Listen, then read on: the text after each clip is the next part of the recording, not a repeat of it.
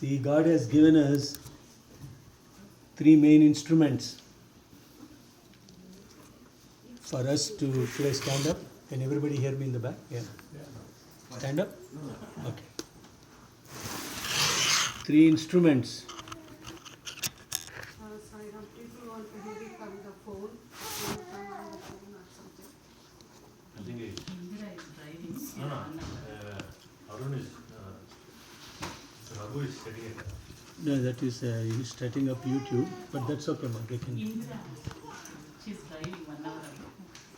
Okay, I'll set it up and send her a message. Narada can come.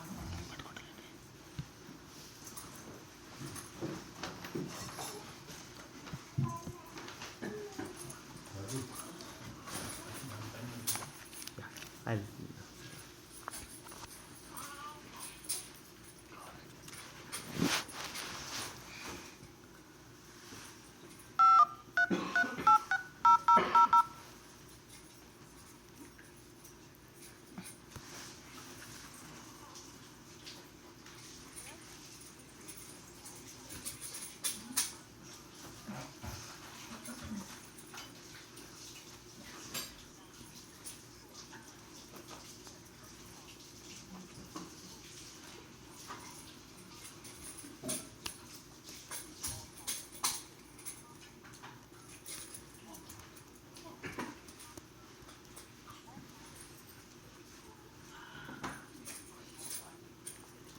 I'll call her.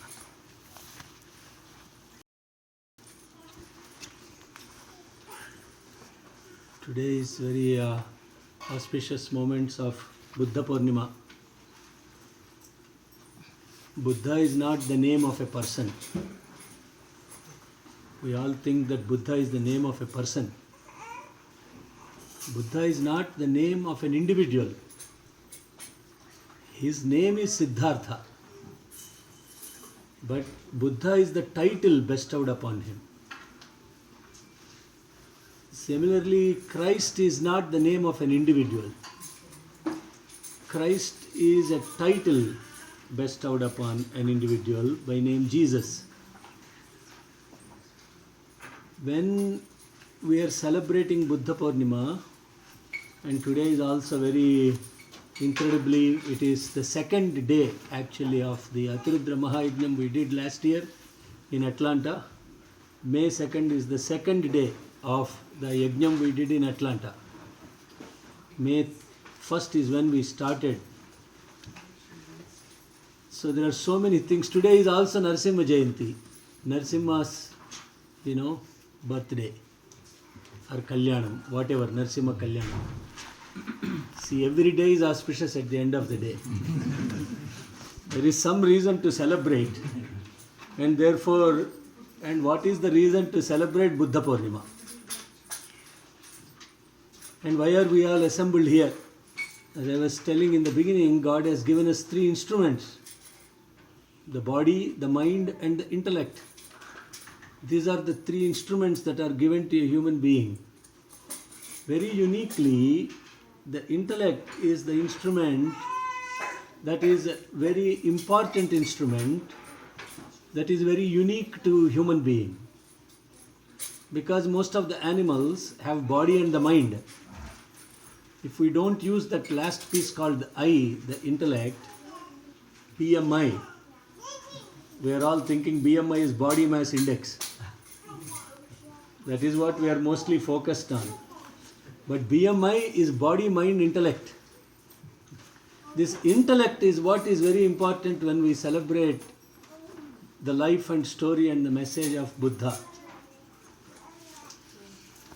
Because every single individual goes through pain and suffering, but only very few people ask the question, why do I have pain and suffering?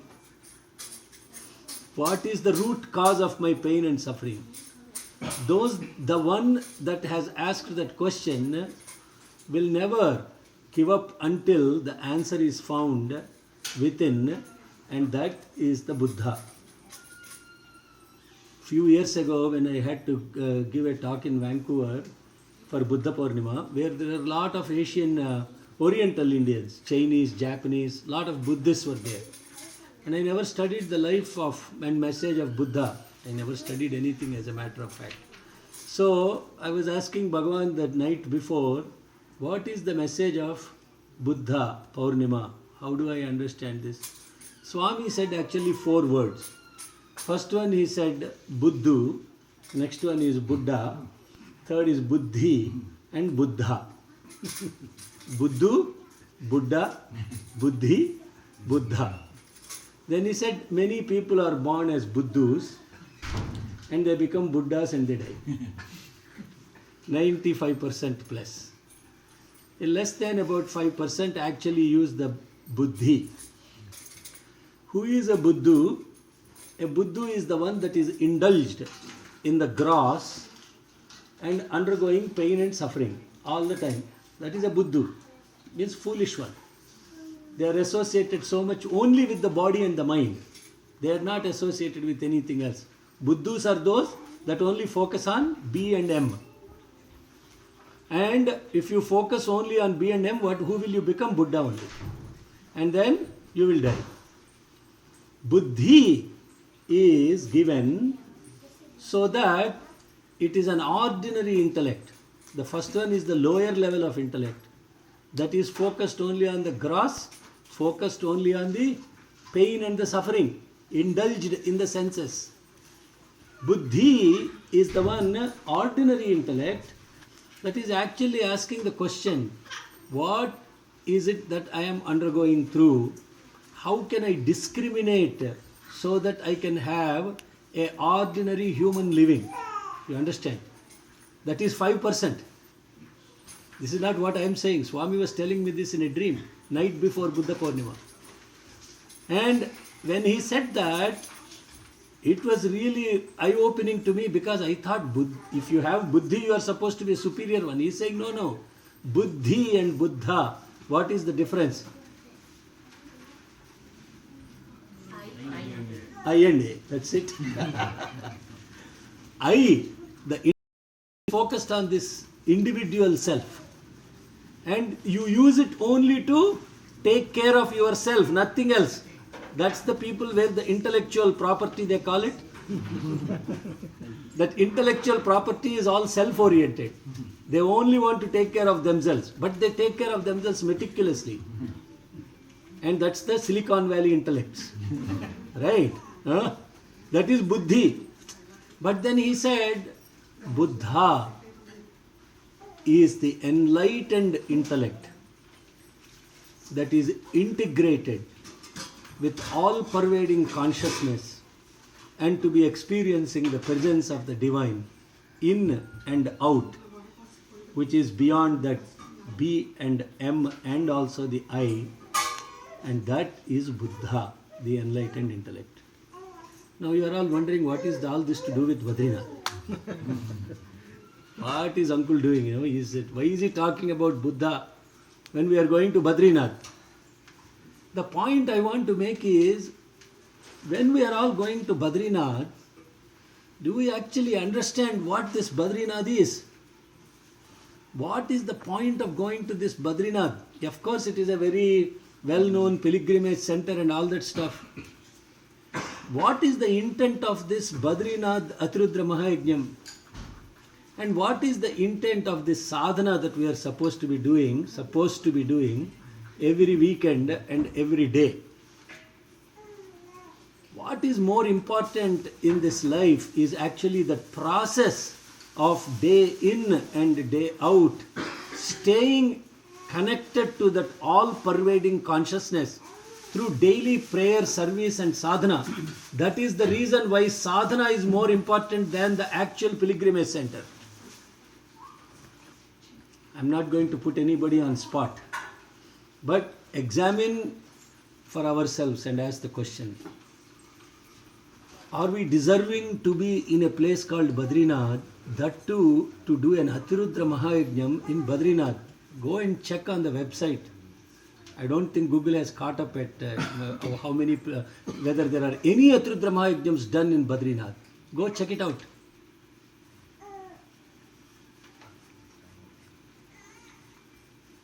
We are the only fortunate ones that are given this incredible opportunity by Bhagavan. To do a yajnam there itself is very difficult. To do an Atrudra Mahayajnam there, you can imagine. What do we deserve to go there? And what is this Badrinath? Any of you want to share what Badrinath is about? Auntie. Nara Narayana. There are two mountains.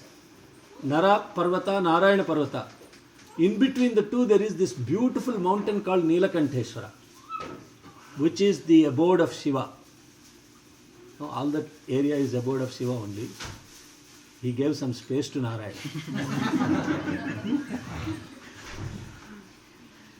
And this Badrinath is actually called Badarikashramam.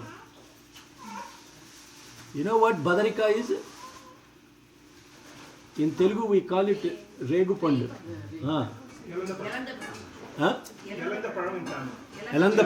Elandapadam. Oh, very good. And that Badarikashramam is the place where Bhagavan Vyasa has actually given the Vedic knowledge, that is the epicenter from where the Vedic knowledge was spread by Bhagavan Vyasa. Now you are all thinking, what is this Vedic knowledge? Somebody was asking me in San Diego, I was having a satsang with some Westerners. I was telling them, Veda doesn't mean book. If you take the awareness and the consciousness of the entire cosmos, living, non-living, everything has some awareness at some level or not, right? There is awareness. In some it is more patent, than other it is latent, isn't it? So if you take that entire awareness, and if that entire awareness of the entire cosmos put together, the name of that is called Vedas. And now what this guy did was, Bhagavan Vyasa, he said, oh my God, this much of awareness, how can any single individual comprehend? It is impractical, impossible. Can you imagine? Entire cosmos awareness. How can you comprehend when you can't comprehend your own self? Hello.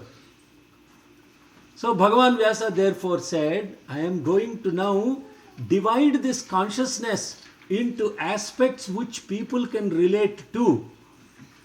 Some through ritual, some through practice inside, some through practice through tantra, some through yantra, some through mantra, some through samhita, some through aranyaka.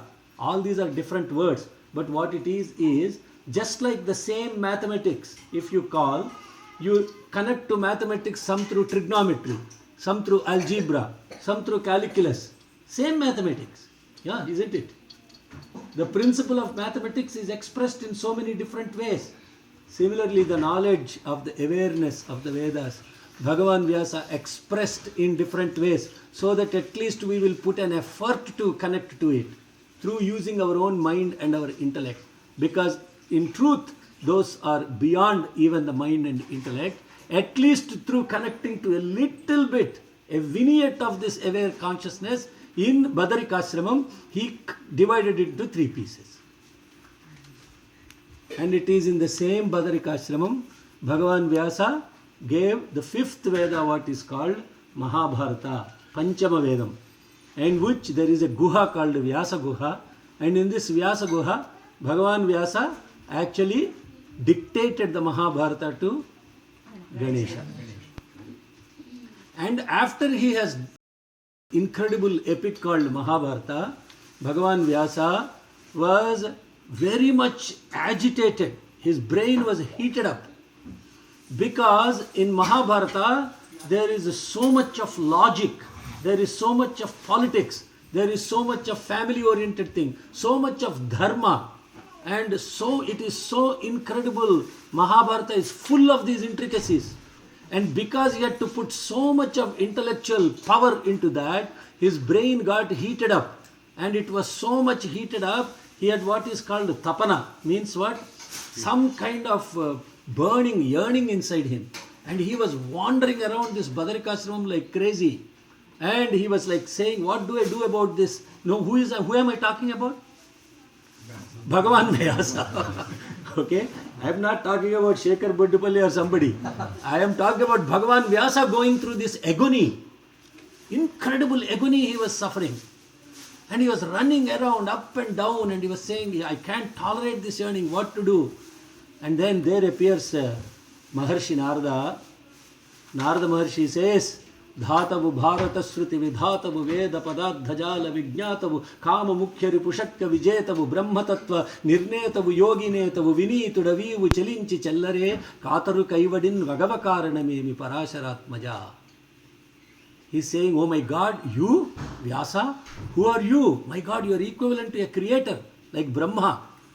Sakshat Vedas. Bharata Shruti Vidhatavu. You are the one that established the Shruti, the Vedas of the entire humanity. And you have captured the essence of Vedas. Veda Padardhajala Vijnatavu. And who are you? Kama Mukhya Ripushakya Vijetavu. You have conquered all the 6 vices within you. Brahma Tattva Nirnetavu. You are the one that has given the dictionary of Brahma Tattva. Yogi Netavu. You are the leader of all the yogis. Vinitudavu. You are the most pure being. Such an individual, Vyasa.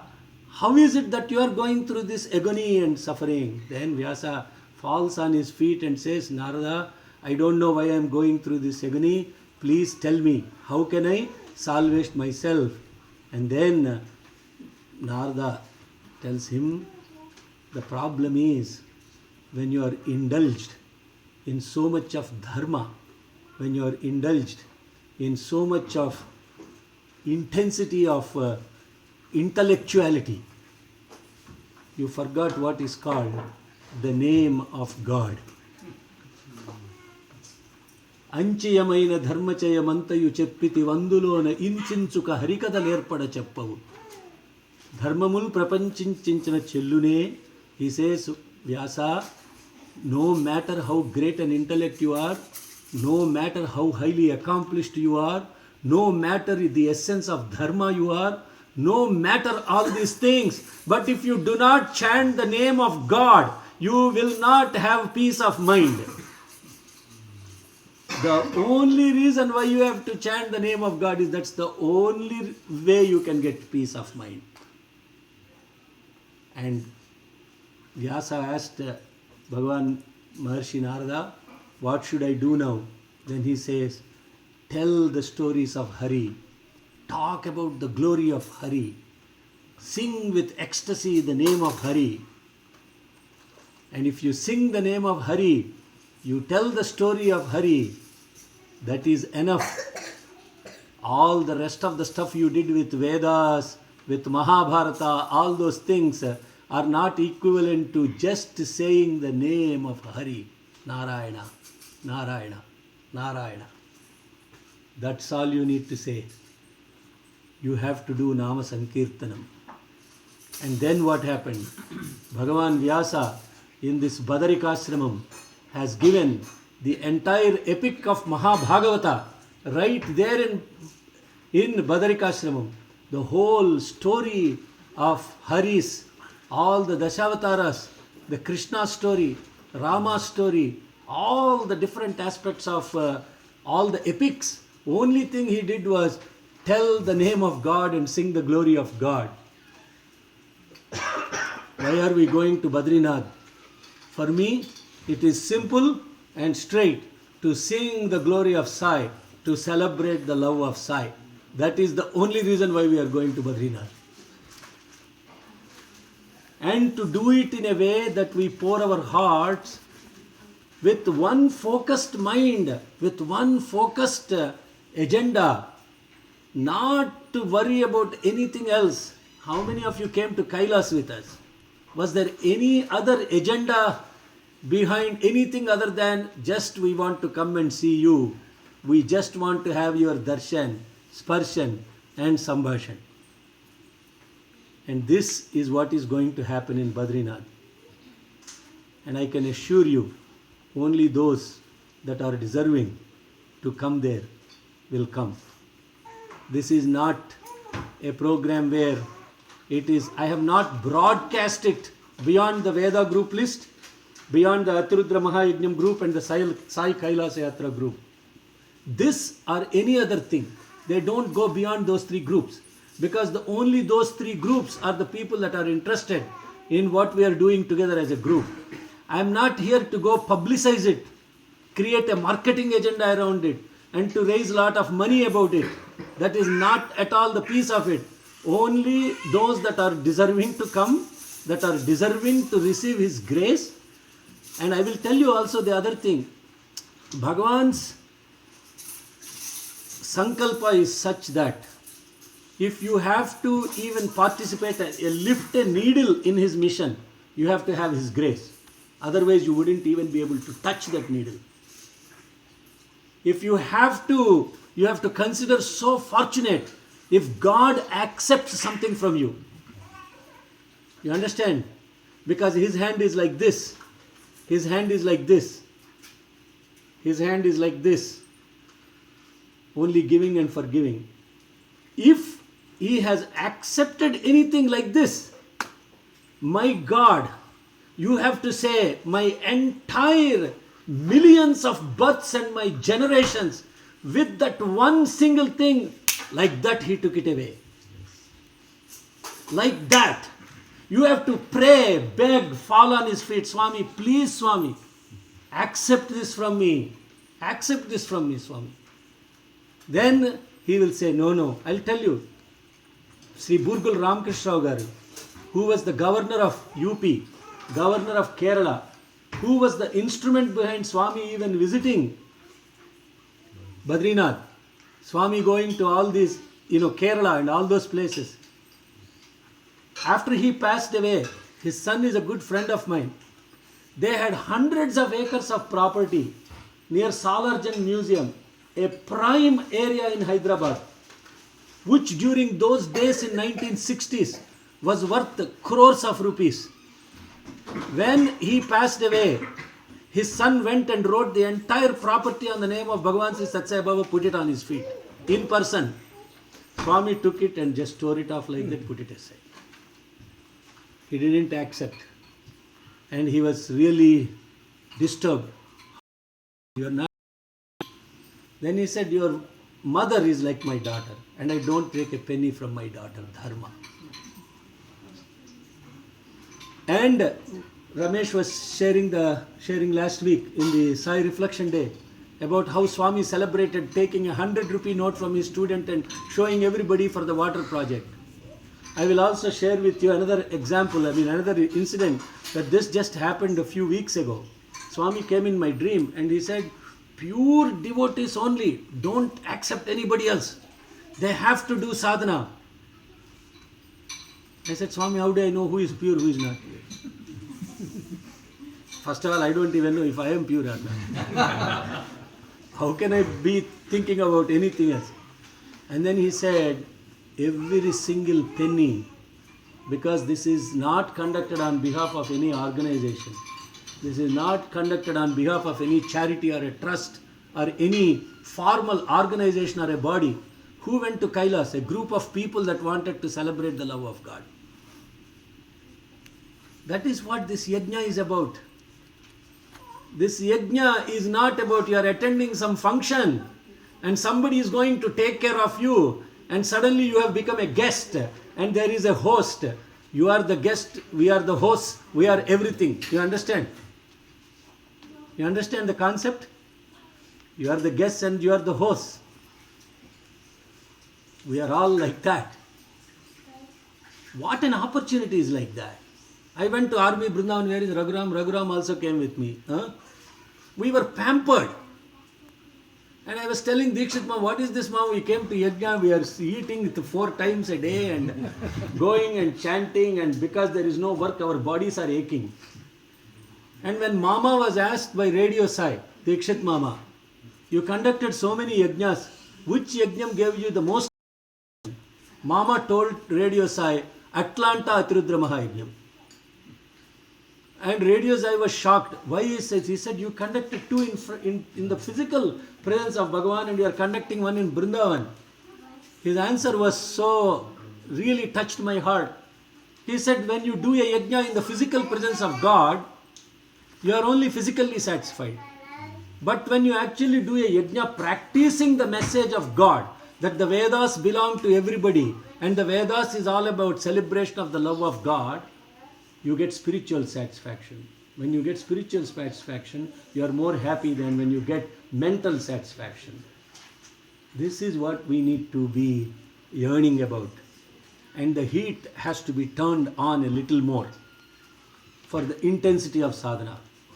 If you are not doing the 30-minute sadhana, then there is something wrong. In fact, not 30 minutes, every single second you have to be saying, thank you, please, Swami, thank you for allowing me to come to you in Badrinath. And is this an ordinary place? You should read Swami's discourses. Put an effort. Go to Satya Sai Speaks and type in Badrinath. You will have Swami's discourses that he gave in Badrinath, in which he clearly says, you are not coming here for any comforts, luxuries, and to stay in hotels and celebrate like a picnic or an excursion and leave this place. You are coming to earn the grace of God, and you are coming to a place where millions of sages, seekers, sadhakas come here only to do a few minutes of penance. They come there to do a few minutes of penance. Imagine what it is to be there in a place 13 days in the presence of Badrinarayana, in the foothills of the Himalayas, where the Ganga was received by Shiva, where she flown out of his feet, where the Nara and Narayana existed together. What is that punya? What is that punya?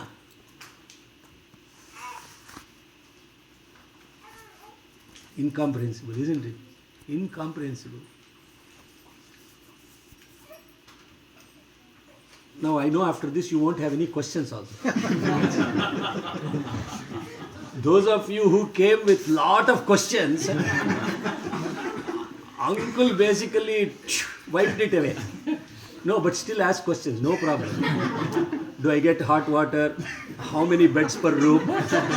How many meals will be served? What is the menu of the food? You can ask all these, no, because I can't answer them, and so somebody will answer them. Raghuram will answer them.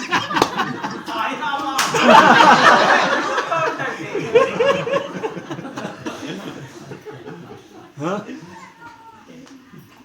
But the aspect I am highlighting is when we undertake this practice of sadhana, all of a sudden everything in the body will start showing up.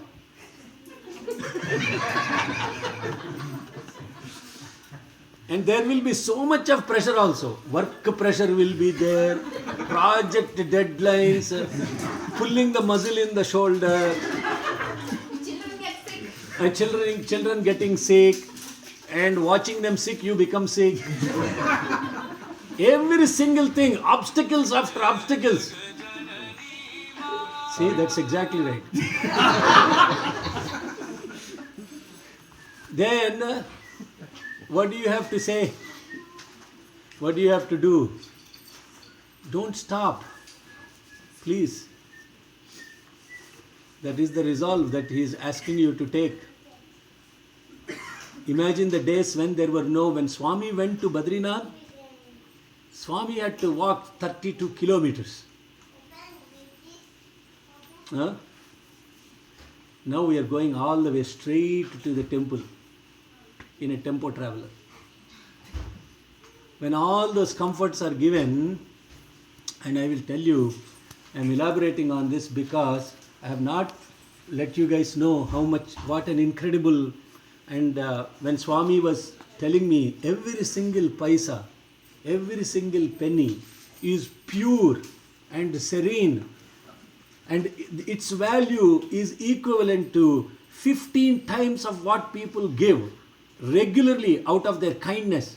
This money is not, you are not receiving out of kindness. This money I am receiving, not you.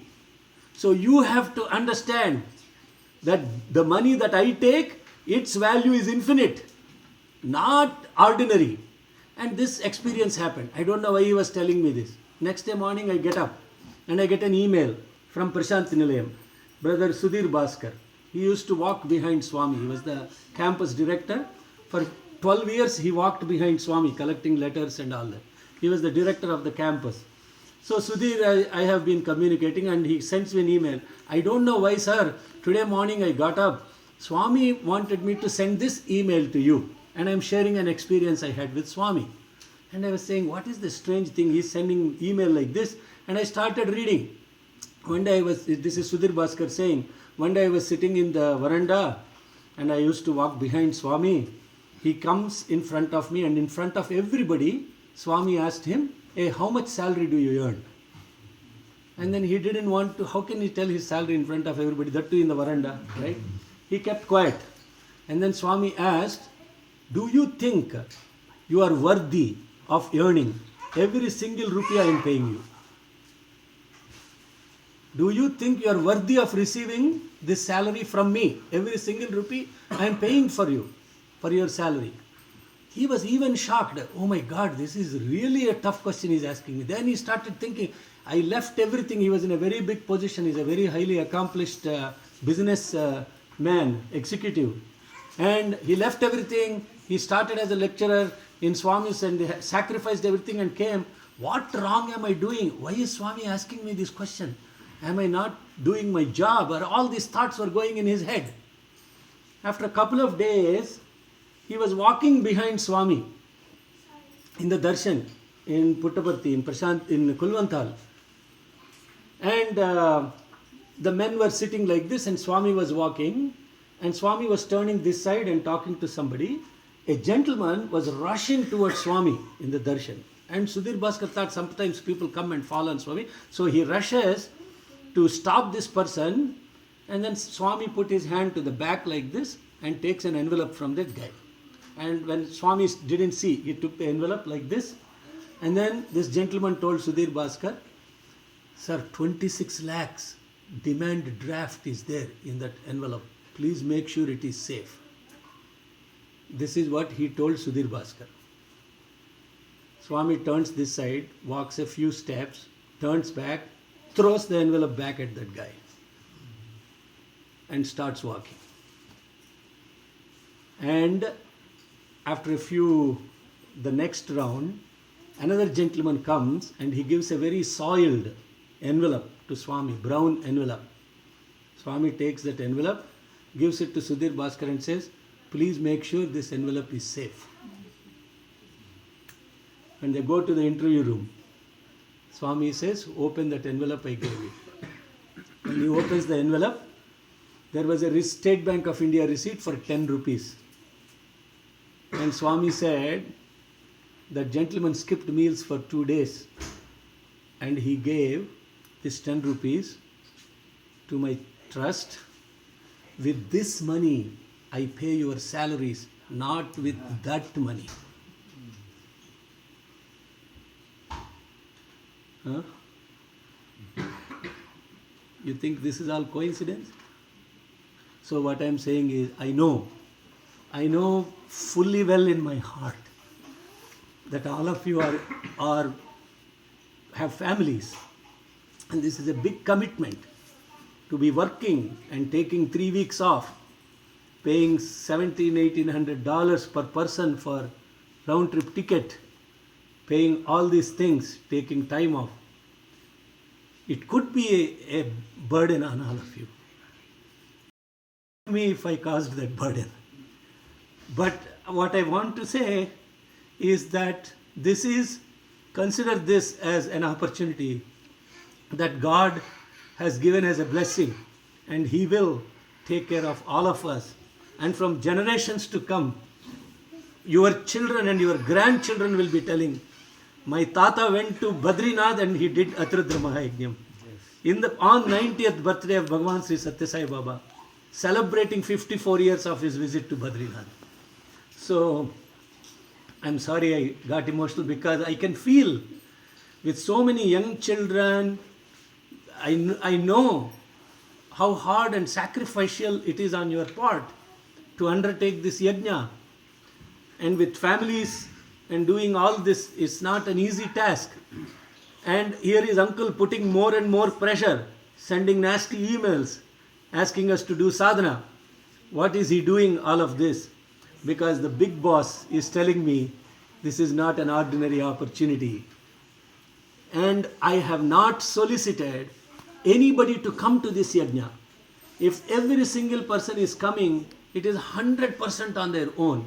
I have not asked any individual, can you please come for the yajna? Because it's not me. Who am I? He chooses the people. And if they come or if they don't come, it is completely His will. In fact, there is nothing we need to even come to interfere in that regard. So, 3 more minutes left. And I know you don't have any questions. Or if you have, please. I have a question. Yes, sir. Where is the yajna going to be held? Is it going to be held near the temple or Yeah. the hall? But no, we're going to construct a yajnashala for this. There is no readily available place to conduct the yajna. So there will be a pandal for conducting the yajna. There will be a pandal for doing the cooking and Narayan Seva. We are hoping and praying to Swami that he will allow us to feed at least 1,000 people every day Narayan Seva. That is part of this. And so with that yajna and with this yajna, both the yajnas have to be conducted. Bhuta yajna and Deva yajna. So there we will have Narayan Seva also. For that they will have a separate place. So yes, there is a lot of work involved.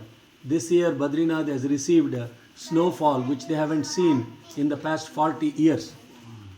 So still there is snow on ground and they are clearing it up. And just last 2-3 days ago there was a big landslide that has closed the complete, blocked the thing, and they're taking 3-4 days to clear that because of the earthquake and everything, the whole Himalayas, See, he has shaken it up.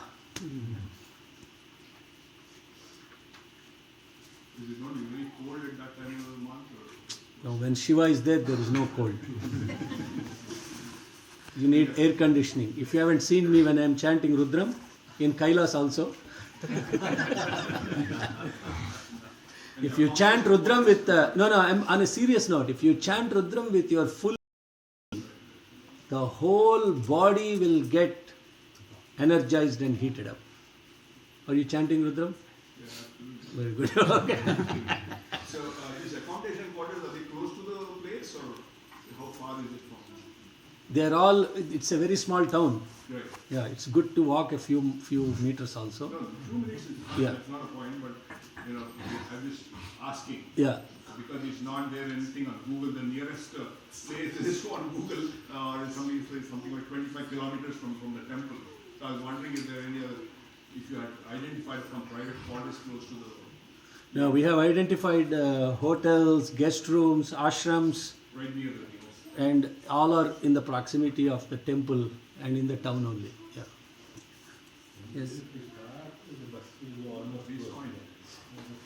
The one is not like 50 kilometers away from. Yeah. No. 50 kilometers and all not practical. Yes. Anybody else? I didn't go through the FAQ, but someone asked like what the clothing we have to. We know like it will be very cold. Just want to ask. Like, No, it won't be very cold. It will be very, very pleasant. Actually, afternoon temperatures will be 25 degrees Celsius at that time, 20-25, and evening will be maybe 15, 18. It's very, very comfortable. It's only 10,000 feet elevation, and it's very hot time during that period. It is a heat time, yeah. They don't need to worry about hiking and preparing all that stuff. Yeah. Yes. Any other question? Are you expecting people to wear dhoti and? Oh, absolutely. Actually, you have to change, huh? I'm on a serious note. You cannot come and do Abhishekam to Panchamukeshwara with your shirt and all that stuff. That's very serene. You have to respect the CEO. If you go to a meeting, I think I shared this with you before. If your CEO calls you for an important executive meeting with board of directors, will you go in your shorts and a tank t-shirt? You will go with a suit and very nicely prepared, and the CEO of CEOs is sitting there. Please show respect to him with the attire he wants you to be in. And get used to not wearing shirt, get used to wearing dhoti, and get used to wearing vibhuti. Very important. You have no people put pressure on Karunamaya Amma and I when we did the.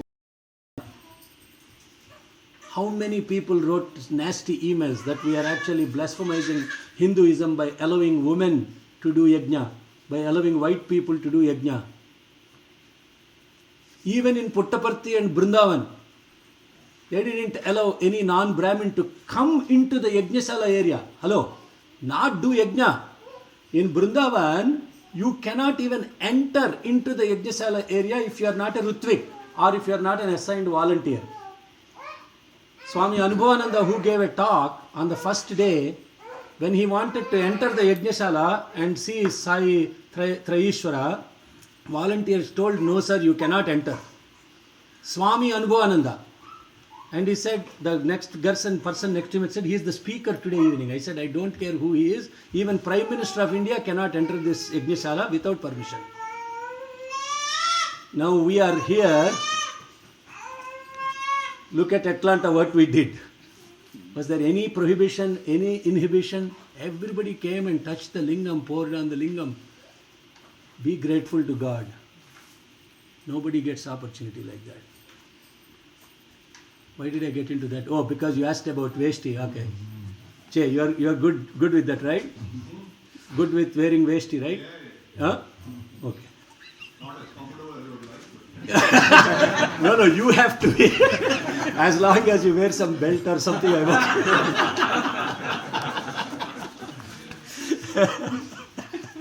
okay. Okay. Any ladies, no questions? I have a question. Yes. We got a lot of warm clothes expecting it's going to be cold. We probably don't have to bring them. Less luggage, more comfort.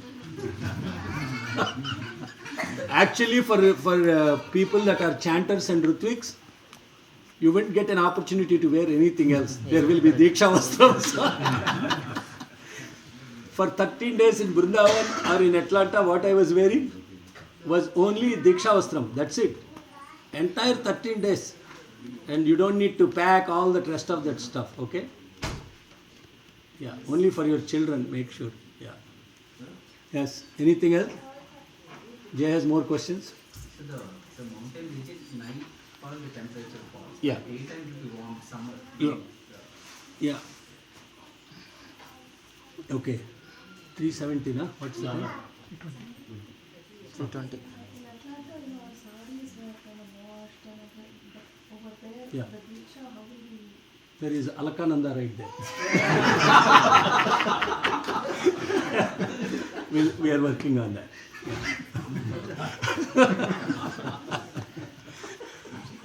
Yeah. Yeah, mine is more basic.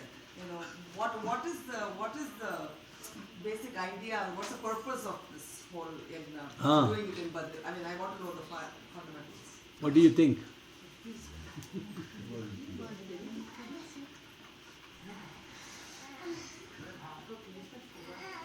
What do you think? It's for the love of Swami, that is true, but Yeah. why? What does Swami love? What is love for Swami? Samasta loka sukhna bhavantu. That is the only sankalpam, that is the only intent, nothing else. May all the beings in all the worlds have happiness and peace. And the second aspect is celebrating the love of God. Celebrating the love of Bhagavan Sri Satya Sai Baba. And 90 years in that body, that love, and 54 years after his presence there is the third thing. But those are all secondary. But the main sankalpam is Loka Kalyanam, Vishwa Shanti. Somebody else? My auntie went to Badrinath in 1938, all day walking, and she would not even drink tea. She used to faint, and then the people used to, how much harder it will be in 1938. She walked all the way. Yes. And during those days when you go to God like that, God will come and receive you. He will carry your bags. Yeah. He will sit next to you, make you eat, make sure you rest, Yeah. and do all that stuff. But when you go to him with lot of comfort, he comes out in a car for a 2-minute darshan.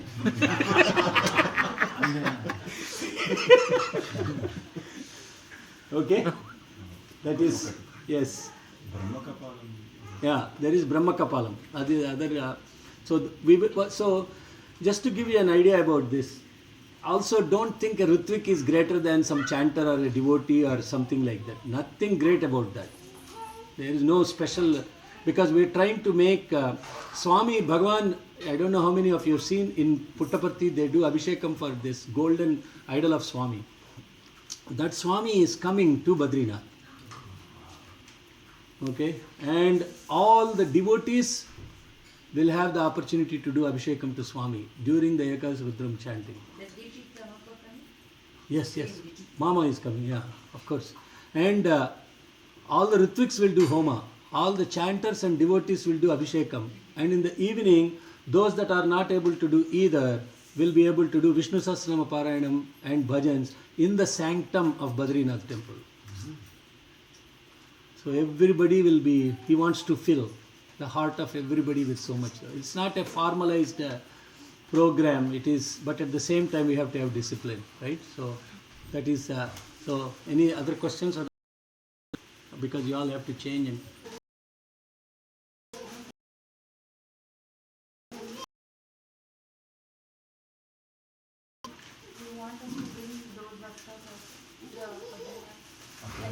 no, separate.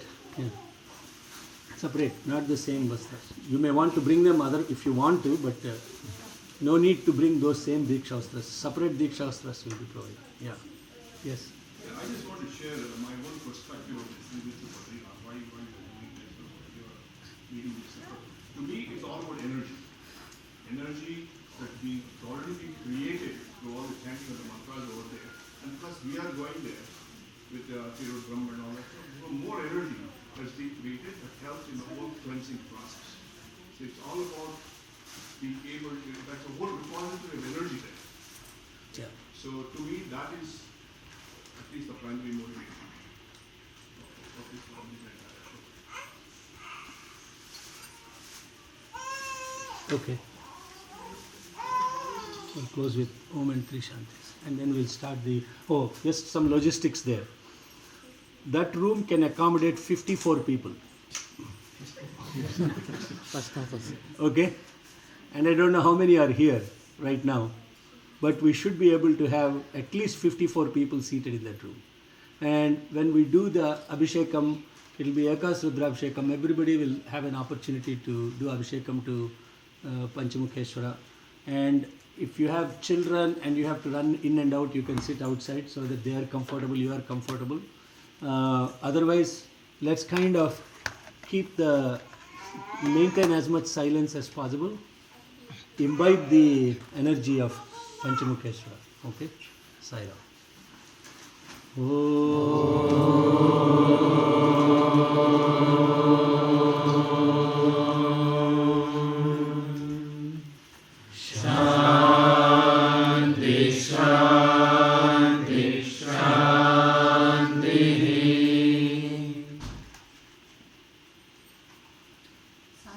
We have snacks in the garage.